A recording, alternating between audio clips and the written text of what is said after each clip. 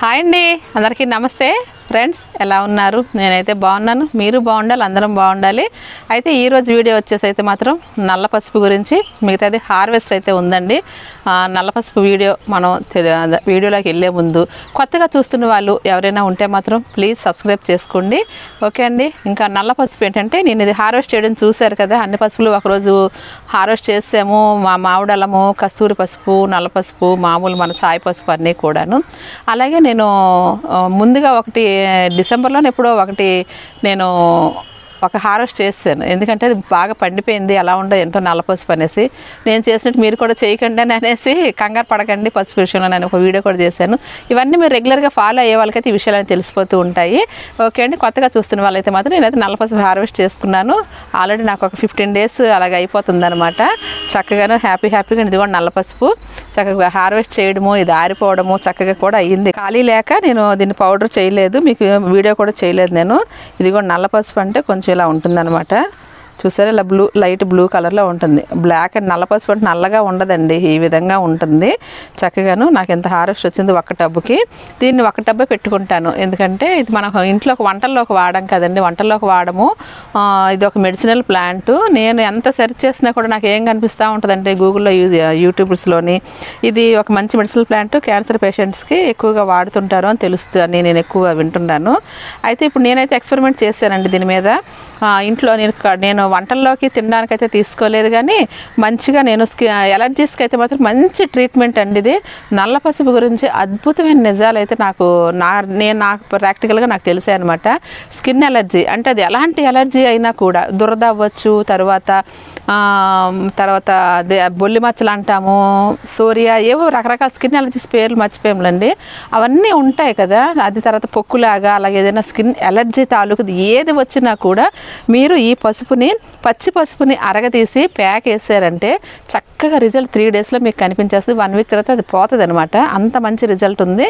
తర్వాత అదే కాకుండా ఎక్కడైనా కురుపులు పుళ్ళు పుడతాయి, పుట్టి వాళ్ళ వాటర్ వచ్చిస్తూ ఉంటుంది. ఆ వచ్చినప్పుడు మనం ఆయింట్మెంట్స్ పెడుతుంటే ఆ వాటర్కి ఇంక ఆయింట్మెంట్ కారిపోతూ ఉంటుంది. కానీ ఇది మేము పౌడర్ చేసి పెట్టుకున్నానండి.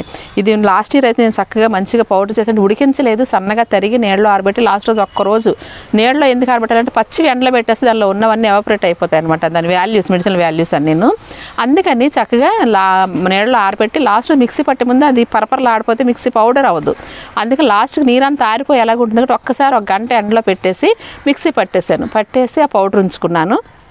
ఆ పౌడర్ని ఆ కురుపుల దగ్గర అక్కడ అంటించేస్తే, తడిగా ఉన్న కురుపుల మీద బ్లడ్ వస్తున్న దగ్గర పెట్టేస్తే సెట్ అయిపోయి 3 days తర్వాత అది పడిపోయి పుండు అలా మానిపోయిందండి. కురుపులు పుళ్ళు ఏది ఉన్నా కూడా నల్ల పసుపుని చక్కగా అంటించండి, చక్కగా పోతుంది.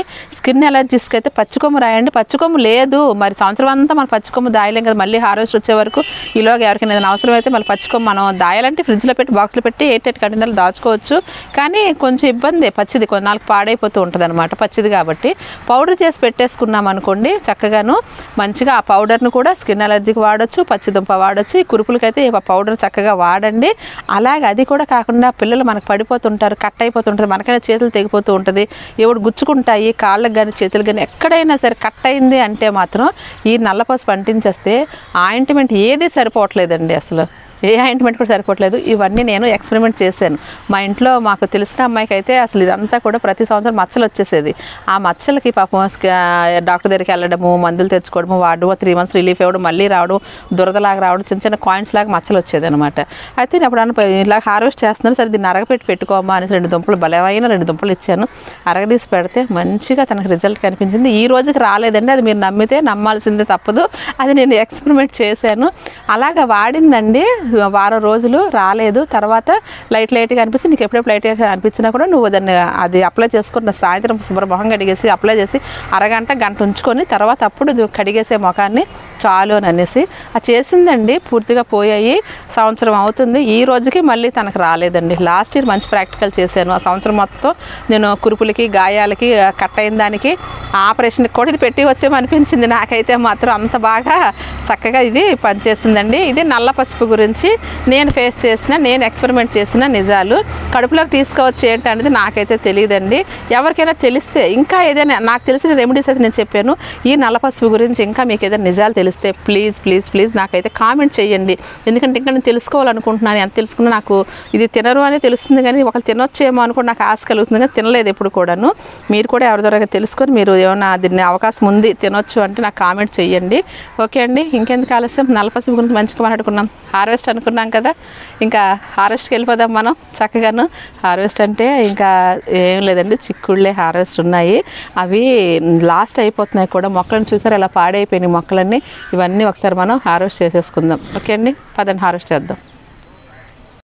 అయితే ఇప్పుడు మనం ఇంకెందుకు ఆలస్యం, హార్వెస్ట్కి వెళ్ళిపోదాం. చెప్పాను కదండి చిక్కుళ్ళు ఉన్నాయి, మంచిగా హార్వెస్ట్ చేసుకుందామని.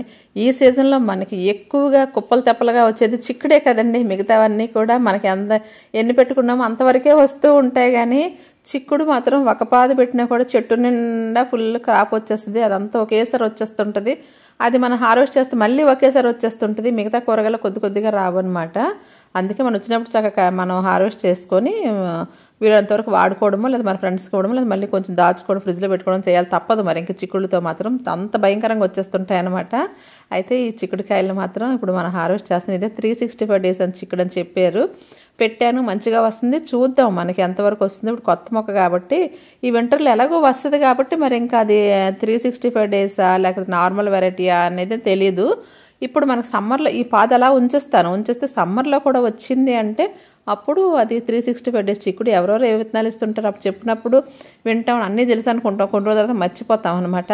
కానీ చిక్కుళ్ళు హార్వెస్ట్ చేయక చూసారు ఎన్ని పండిపోతున్నాయో, శుభ్రంగా ఎండిపోతున్నాయి. కానీ పర్వాలేదు, మనం ప్రత్యేక విత్తనాల కోసం ఉంచకుండా అయితే మాత్రం ఉంటున్నాయిలే అని నేనైతే అనుకుంటాను. ఈ విధంగా కూడా నేను ఇంకా చిక్కుడు హార్వెస్ట్ అయితే అసలు దగ్గర పడుతుందనే చెప్తాను. ఎందుకంటే ఇన్నాళ్ళు అంత ఎక్కువగా పెద్దగా సైజు రావట్లేదు, ఎక్కువ రావడం లేదు, అలాగని మొక్క కూడా కొంచెం డల్ అయిపోతూ ఉన్నాయన్నమాట. కానీ ఇది ఒక్కటే కొంచెం పచ్చగా ఉంది ఈ మొక్క మాత్రం. చెప్పాను కదా 365 days చిక్కుడు అనేసి అన్నీ ఇచ్చారు, పెట్టాను, చక్కగా వస్తుంది. ఇవన్నీ కూడా మంచి మంచి దేశవాళీ వెరైటీస్ అండి. మన మిద్దె తోటదారులు అందరం తింటున్న ఆహారం అంతా కూడా దేశవాళీ అంటే సంపూర్ణ పోషకాలు. హైబ్రిడ్ అంటే కంటికి ఇంపే తప్ప పొట్టకి మంచిది కాదు. అది అంత మంచిగా ఏమీ పోషకాలు ఉండవు, అందులో తక్కువ ఉంటాయి. ఉండదు, కానీ ఇందులో ఉండేది వేరు, అందులో ఉండేది వేరు అనమాట. అది నేను చెప్పేది. అయితే చిక్కుళ్ళు అయితే మాత్రం మా పందులన్నీ హైట్గా ఉంటాయి కదా, చక్కగా లేటర్ వేసుకుని గబగబా కోసేయడమే తప్పదు ఇంకా. కాకపోతే చిక్కుడిని ఎక్కువగా వేధించే సమస్య పేనుబంక. దానికైతే మాత్రం ముందుగానే మన ఆకులన్నీ కొంచెం తగ్గించాలి. ఆకులు తగ్గిస్తూ కొంచెం వాటరింగ్ అయితే మంచిగా చూసుకుంటూ, అలాగే కొంచెం పేనుబంక వచ్చిందంటే కొంచెం బూడిద లేకపోతే ఏదో స్ప్రేలు, గోమూత్రం స్ప్రేలు అవన్నీ చేస్తూ కొంచెం రోజు వాటర్తో కొంచెం కడిగేస్తూ, వాటర్తో కూడా పేనుబంక వస్తుంది కడగొచ్చు, పైప్తో కొంచెం ఫోర్స్గా కడితే కొంచెం పోతూ ఉంటుంది అనమాట. అలా రకరకాలుగా కొంచెం రక్షించుకోవాలి, తప్పదు. ఎందుకంటే మనం చేసేది సేంద్రియ పద్ధతి తప్ప కెమికల్ పద్ధతి కాదు. కెమికల్ అయితే ఒకసారి కొడితే అన్నీ చచ్చూరుకుంటాయి అనమాట. దాంతోపాటు ఆ మొక్క తీసుకొని ఆ విషరసాయనాలు మనకి తయారయ్యే కూరగాయల్లో కూడా వెళ్ళి ఇప్పుడు వ్యాధులకు కారణమైతే మాత్రం ఈ విధానమే అనమాట. పూర్వం చక్కగా అంతా కూడా న్యాచురల్గానే పండించేవారు. ఇప్పుడు అంతా కెమికల్స్తో పండిస్తుంటే మనం కూడా కెమికల్ మయం అయిపోయాము. మందులకి హాస్పిటల్ తిరగాల్సి వస్తుంది రోగాలు ఎక్కువ అవడం వలన. మిద్దె తోటలు ఉన్న వాళ్ళకైతే మాత్రం హ్యాపీగా ఎంతో కొంత గార్డెనింగ్ చేస్తున్నారు, ఎంతో కొంత దేశవాళీ ఫుడ్ తింటున్నారు, సేంద్రియ పద్ధతిలో తింటున్నారు. కాబట్టి చాలా మంచిగా నేనైతే కొంతైనా గార్డెనింగ్ చేయండి కోరేది అందుకనమాట.